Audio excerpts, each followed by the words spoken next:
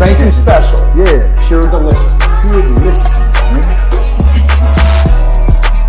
My name is Banky, man. Everybody calls me Banky. That's the name that I got from my grandmother when I was young.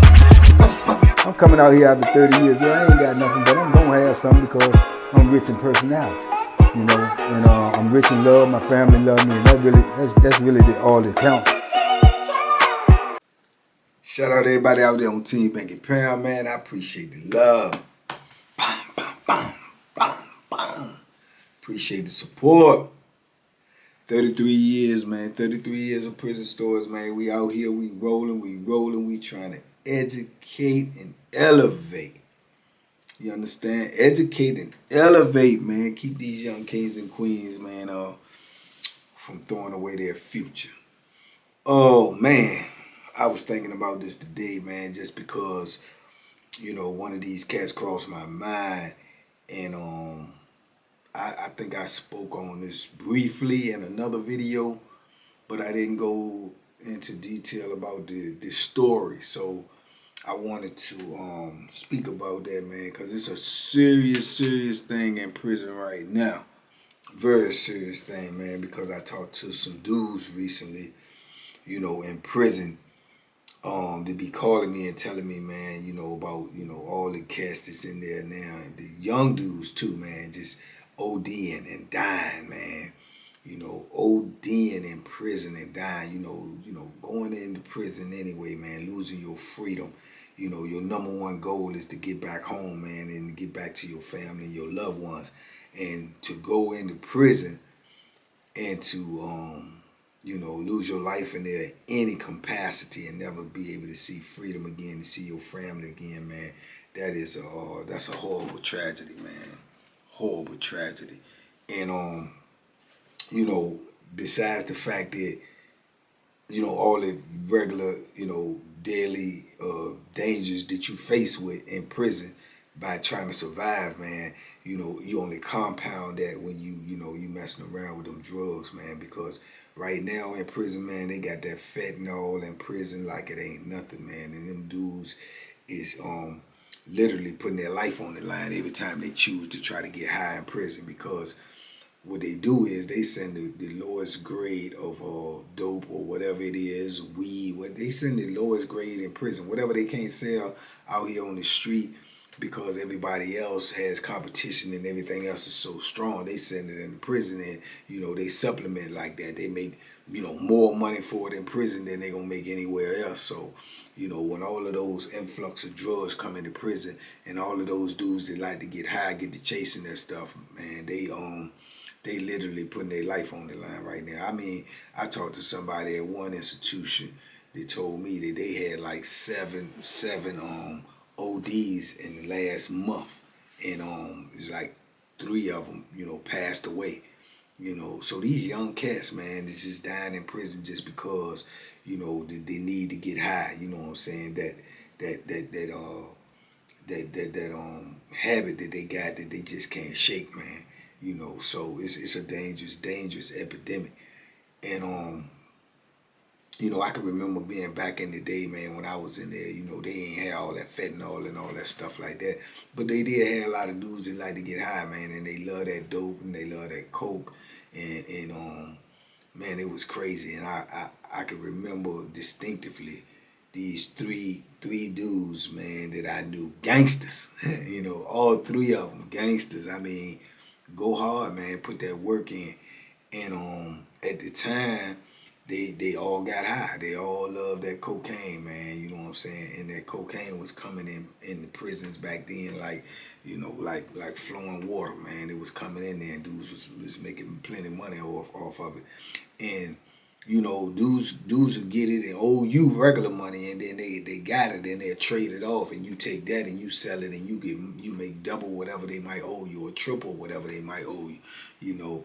And you know, I can't sit here and say I won't never, you know, ain't never get in that game as far as like selling it. I definitely never used anything, but I've had dudes that owe me, man, and had dudes that had plugs to get coke in and weed in and dope in, and, you know, give me some and I sell it and I make the money, you know. But I can remember, having some coke one time, and I gave it to these dudes that I knew, and they was all three of them was in a room, and when I gave it to them, they wanted me to stand by the door and hold the door down because they was like immediately wanted to get high.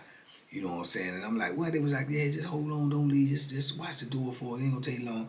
So I remember standing at that door, man, and just watching out for them, make sure the police and nobody ain't come to the door. And I can remember looking back, man, and seeing them dudes, tie up their arm and stuff, man, and getting ready to shoot. They was getting ready to shoot up the coke. And man, I had never really seen that before, you know what I'm saying, and except for on TV. But to see them doing that, man, I just remember it just locked in my brain. It was crazy. And the thing about that is in prison, in order for them to shoot up coke, they gotta or dope or whatever it is, they gotta get the needles. And the needles was a big thing in prison because dudes could only get needles from medical, and they had to steal them needles from medical. Somebody who might work over medical or whoever, somebody might work close to medical and can get somebody in medical to get it out, or either the dudes who work over there in administration, they dump trash or whatever, they might go to medical and dump the trash. So you got to, think about that. They're getting needles because they're used needles. The medical has used and disregarded and threw away, and them dudes is getting them out of the trash can and trying to sterilize them or run water over them or whatever they do to try to sterilize them and to use them because there's no other way that they can get needles. Now, herein lies the problem. Those needles may have been used on, any kind of patients, AIDS patients, cancer patients, whatever, whoever. The needles are dirty, you know what I'm saying? But the need to get high and to be able to do what they do is to shoot up. They, they taking those chances.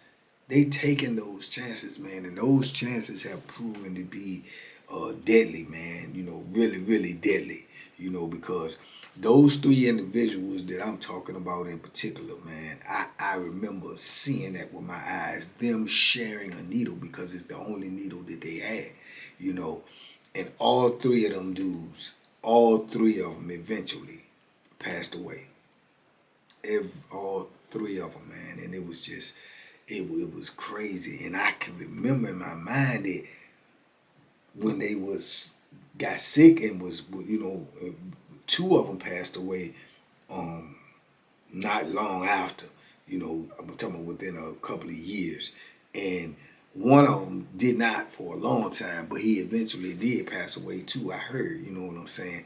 But I just can't remember associating that with my mind, that, you know what I'm saying, that's probably what, what that came from them sharing the needles or whatnot. And one of the dudes in particular, well, all three of them I was cool with. Two of them one of them I was cool with. One of them I was really cool with, and one of them I was like, that was like my dog, man. You know what I'm saying? We had got real cool over the years or whatnot, and he was a cold gangster, man. And for me to see him get sick, man, and and start whittling away, man, that was heartbreaking. I mean, it really was. It was heartbreaking, man. To see him go from this big 245-pound gangster, go hard, rumble, extort dudes, knock dudes out, pull up on dudes with super aggression, take dude. I mean, he was a gangster.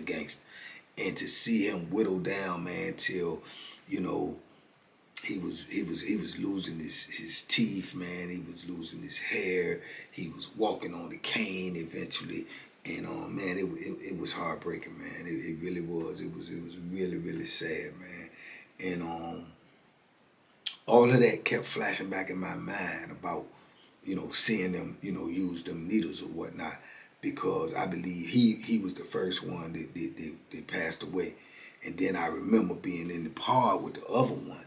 and he was seemingly okay. He was like, you know, it won't, you know, because it didn't even dawn on me then that this was what this was related to. I thought it was because of what, you know what I'm saying, the first one passed away from. But I didn't make that connection yet. But then when I was in the pod with the other one, and like I say, he was seemingly okay, healthy, whatever, and then all of a sudden, just one weekend, he just got sick. You know what I'm saying? And they took him up out of there. You know what I'm saying? Saying he was real sick and stuff, you know, like throwing up, this, then the third, took him up out of it. Never came back. He never came back. And like I said, it was all of a sudden, and then next thing you know, dudes was starting to inquire, like, where's Shorty at? Where's Shorty at? You know what I'm saying? They were like, man, he went to the hospital. You know, this coming from the administration, the COs and stuff. Man, he went to the hospital, man. He in the hospital, he real bad off. Woo, woo. Then like a week or two or something later, they say he passed away. And man, it was like shocking. Like, what? He was just in the pod, you know, playing, gambling, you know, doing this, doing that. And then, yeah, he passed away. You know, so as time went on and started circulating, you know, dudes was, you know, saying that, you know, him and the other one had passed away because they had, you know, contracted HIV, you know, and it came from needles. You know what I'm saying? It came from needles. So in my mind then I associated it with me seeing them doing that. And then I was like, the third one, I was like, boom, what? In my mind, I'm like, where he at? What he doing? In my mind, that's what I'm thinking. Because I knew what I had seen. And then I remember running into him, you know, years later. He was still okay, but he was sick. He was real sick, and I didn't know, you know what I'm saying? He wouldn't tell nobody what it was. But in my mind, I felt like I knew what it was. But he was sick. He was going back and forth to the hospital, back and forth to the hospital, you know. And he was older now, way older, you know. And you know, he just stayed in and out of the hospital. I'm talking about going on hospital runs where, you know, you be gone for 3-4 days and then you come back, you know. And I was like, man, you know, and I just kept thinking about that and thinking about that. And you know, I ended up moving away from him and stuff, and he was still okay when I left, you know what I'm saying? And a couple of years later, then dudes was telling me, man, that, you know, he passed away as well. So I was like, man, you know what I'm saying? So that joint took 3 gangsters out, man. You know, 3 gangsters, 3 dudes that did a lot of time and were never able to get back on the street, see their family, their loved ones, or nothing like that, man. And I can remember the first one when I was around him one time when he was real sick and we was talking, and he was saying that, man, and it just broke me down real bad, man. He was a grown man, man. You know, mind you now, a feared dude in prison, and he done broke down to so small and so frail, and he talking and he crying, he literally crying, and he telling me, he was like, hey, Bank, man, this joint eating me up, man, you know what, I'm gonna die, man, I ain't gonna never be able to get back out on the street, man, I ain't gonna never be able to see my family no more, man, my kids or nothing. And he just crying, man. It just broke me down, and I'm like, man, I know, man, just be strong, dog. Just be strong. You know what I'm saying? And it was it's a feeling that I never forget. You know what I'm saying? It just was it was heartbreaking, man. It was real heartbreaking. You know, and yeah, man. But that's what that stuff will do to you in there, man. When you got them type of habits, and then you know you in this jungle, man. You in this hate factory, and you looking for escape, man. And you know it's not worth the risk. It's not worth the risk because of the dangers that you got to take, the things that you got to go through to be able to do that, to get that. And you know, it you know, and it proved to be deadly for them, you know. And I know it's dudes in there that's still doing it because, like I say, that's the only way that they can really get needles, you know. And they're taking their chances because these needles have been used, you know what I'm saying, and you don't know who they've been used on or what they've been used for. But that's the need to get high so bad. Them dudes take those chances, man. And I heard them say crazy stuff, man. Yeah, they get somebody to steal bleach and they bleach them, and you know what I'm saying. But all of that, if you got to go through all of that anyway, it's just crazy. It's asinine. But it goes down, man. And in that penitentiary right now, they got that fentanyl in there, man, and they lacing everything that they send in there with fentanyl. They lacing the weed with fentanyl. They lacing pills. Dudes get pills in there. They pressing pills with fentanyl. They putting the fentanyl in the dope for sure. You know what I'm saying? So all of these dudes in prison, you know, is taking their chances. And you got dudes out on the streets that's sending this stuff in there, and they don't care. You know what I'm saying? They looking at the money. They don't care about the dangers of dudes might be in there ODing and stuff. They don't care nothing about that. You know what I'm saying? They want money. You know what I'm saying? And these dudes is in there, they getting it and they selling it, and they don't know what's in it, but they want the money. You know what I'm saying? So, man, lives is being lost with this foolishness, man. It's being lost with this foolishness in these prisons, man. And it's killing dudes, man, by the dozens. And I'm talking about young cats. And then you got dudes that's going in prison and the pressure is so great and they ain't used to that type of life, and they ain't, you know, and they thinking about how long they got to live this life. They got a 10-year sentence or 15, 20, 40, 60, 80-year sentence. Ain't never got high. But now they in there and they trying to get an escape. And then they trying this stuff, man. This stuff busting their heart. This stuff killing them. This stuff is taking them out. You know what I'm saying? Because they trying to find a something to subdue this pain that they going through and this life that they got to live, and they looking for out. But I'm telling you, that ain't it. That ain't it, man, because that stuff is taking you all the way out. You know what I'm saying? And yeah, man, I'm getting these calls all the time now, man. Man, we was on lockdown, man. Why? Man, 4 dudes OD'd last night. It's crazy. It's just super crazy. Yeah, man, all for the money. All for the money. Is super crazy, man. And you get the dudes in there, and they even if they get away, man, you know, and don't run into nothing like that or don't OD, and they got them habits and they keep on using them habits in prison. And then I know a few of them, more than a few, and they came out here with the same habit, and they done OD'd out here.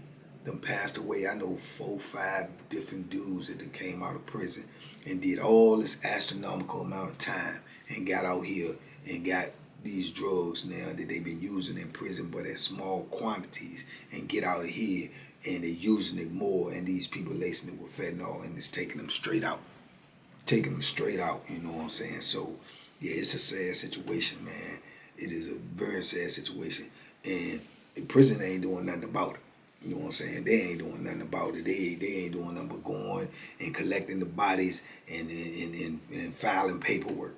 You know, because I done seen dudes, I told you in prison, I done seen dudes OD right there in front of the nurses. I done seen dudes OD and pass away in the block because the nurses ain't get over there in time. I done seen dudes pass away on the boulevard, OD on the yard. Nurses ain't get over there in time. And I done seen them where the nurses got to them and ain't even know what was going on with them, because to think that they're ODing off of some type of drugs is out of their consciousness, because they're thinking we in prison and you can't get no drugs. It can't be this. What is he doing? Is he having a seizure? No, he ODing. You know what I'm saying? But they don't even know. They don't even understand that. And then they hiring nurses that's 19, 20, 21, 22, 23, 24, 25 years old. They ain't never seen nobody OD in their life, even though they are a nurse. You know what I'm saying? But they ain't never seen it. They ain't never encountered it, you know, live. And when they see that, and then they see it in the prison, and then they got to come into this environment, they got to come out of the administration and come over here with all of these dudes standing around and hollering, and they trying to get everybody locked up and get them away from these people just laying on the floor losing their life. They overwhelmed. They overwhelmed. So that's putting your life at risk, because then you're not getting the proper attention that you need. You're not getting the proper care that you need. You're not getting the urgent care that you need when you need it. You know, and those crucial moments right there, those seconds and minutes that's being, you know, not attended to, cost you your life. Cost you your life. You know what I'm saying? And man, it's just like these dudes can't get it. They don't understand it, man, because they still do it. You know what I'm saying? Drugs in prison is big money. You know what I'm saying? I ain't talking about just prison big money. I'm talking about real big money. Dudes is making real money in there with this stuff at the expense and cost of other people's lives. You know what I'm saying? And it ain't nobody immune to it, because a lot of dudes in there get to it. You know what I'm saying? It's gonna have to be a personal, you know, thing with you to say, this ain't something that I'm gonna do. This ain't something that I'm even gonna try. You know what I'm saying? Because like I say, a lot of cats come in there and they just prison just overwhelm them, period. A lot of cats come in there ain't never been locked up before, and then they got to do all of this time, and they trying to process it, and then all of this chaos that's around them. And okay, man, get high, man. You know, yeah, you might as well try that, you know, because they just can't cope. because that's just how much pressure prison gonna put on you. It's a whole new lifestyle. It's a whole different ball game, man. It's a world that you ain't never seen before. You know, so when you right in the middle of it, it can overwhelm you. It will overwhelm you. It's just a matter of how you gonna deal with it. But I'm saying to you, the drugs is definitely not the way to deal with it. And all these dudes, man, this sending this lace, fentanyl, drugs in prison, man, shame on you. Man, shame on you, dog. I ain't that's real. I know you trying to make money, and I know you trying to do what you trying to do, but man, shame on you, man. You got dudes in there trying to survive, period. And you cutting their chances in half by sending that stuff in prison. Cutting their chances in half, man. You know what I'm saying? Because they gonna use it. They definitely gonna use it, and but their body ain't even equipped for it. The medical attention they gonna get when something go wrong ain't even built for it. So you know it's yeah, man, it's really like you killing people, man. You actually killing people, man. It's actually homicide. You killing people, man. And it's crazy, you know what I'm saying? It's crazy, man. And then when you in a block like that, man, and you in there and death happens like that, man, when you around somebody every day, you see this dude going to the microwave, going to the shower, going to the phone, going to the rec yard, sitting at the table talking, and boom, and then next thing you know, he gone. You know what I'm saying? In this small environment, it's like a little community. So it's just like somebody in your neighborhood dying, whether you're super cool with them or not, you know them because you see them by association every day. That's how it is in prison. Because you in this small block with 80-something people and a person dying there, you know who they was. You done been around them in some type of capacity. You done seen them act daily activities. So it's going to affect you in some type of way because it's death around you. Whenever death is around you, it's going to affect you if you human. If you human, if you got any type of emotions, if you got any type of feeling, it's going to affect you. You know what I'm saying? So yeah, man. So I have seen it over the years many times, and when I was coming out of prison, man, when I was coming out in 2020, man, it was just getting worse because the fentanyl was in there. I was seeing dudes that I know on for years, and I know they get high and always getting high. Been getting high since I known them. But now when the fentanyl stuff started coming in there, you see the same dude, man, and you see I done seen one dude in particular taken out on the stretcher 3-4 times. 3-4 times. You know what I'm saying? Each time fighting for his life. And still ain't make him stop. Still kept trying. Still kept trying. Falling out in the shower. Falling out on the stairs. Falling out in the park. You know what I'm saying? Because the fentanyl that came on there and they done gathered up all their money and everything and run to try to get this and boom, go straight out. You know what I'm saying? Straight out, man. So, yeah, it's an epidemic, man. It's an epidemic, man. So check on your peoples, man. Check on your peoples if they in prison. Check on your peoples if you know that they known to have a substance abuse and they in prison. Check on them, man. Try to talk some sense into them. Even if you feel like, you talking to be talking, man. And you never know. Something might just click. Something might just click, man, because it's dangerous in there right now. It's dangerous in there right now, man. And it's been like this for years, and it's just gotten worse with this new type of drug, this fentanyl stuff, man. It just got worse and it got more deadly. But it goes back to years and years and decades, man. When I seen dudes and just the dirty needles in there alone take out 3 gangsters. You know what I'm saying? Take out 3 gangsters. So yeah, it ain't just the Bethlehem that's killing in there. It ain't just the police that's killing in there. It's the bad decisions in there that's killing as well, man, with these drugs. So man, yeah, I pray for them dudes, man. I really do, and I pray that these dudes out here sending that stuff in there, knowing that it's laced with this, that, and the third, will get some type of conscience, man, and realize, man, what you're doing to the dudes in there. They desperate, man. They desperate, and you playing on their desperation, and just to get a dollar. You know what I'm saying? So there's better ways to get a dollar, man. You know what I'm saying? And keep your karma and your conscience clean, man, your soul. So, Anyway, man, I know this ain't no real video like y'all really wanted to hear, man, but it was definitely on my spirit, man, to talk about, You know what I'm saying? Because like I say, I getting all these calls, man, from prison, and they telling me all this stuff, man, and it's just sad, man. It's really, really sad, man. So, you know, I feel like I wanted to speak about it because I know everybody out here got somebody or know somebody that they got this locked up. Know somebody or kin to somebody that got a substance abuse. I know you know somebody, man, but you know, try to talk to them, man. Try to you know, encourage them and motivate them and inspire them, man, to leave that stuff alone, man, because it ain't doing no good for nobody right now. Only person it's doing good for, if you want to look at it as good, is the dealers, man, because they getting rich off of your demise. You know what I'm saying? So, yeah, just try to keep that in mind, man, and try to put some positive energy out there to these cats, man, and let them know, man, that it just ain't worth it. It just ain't worth it, man. But anyway, man, I know this ain't my normal type of video, man, but I'll be back at y'all in 24 hours, man. You know I try to stay on the scene, man, stay up in y'all face, man, whether y'all like looking at me or not.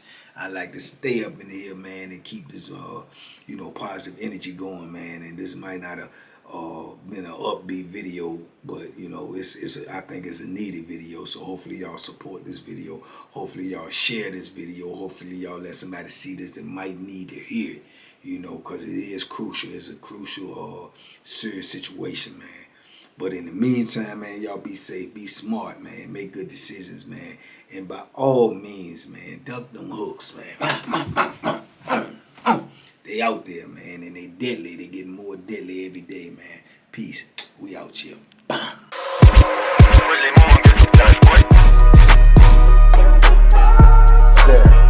The banking special. Yeah. Pure deliciousness. Pure deliciousness, man. My name is Banky, man. Everybody calls me Banky. That's the name that I got from my grandmother when I was young.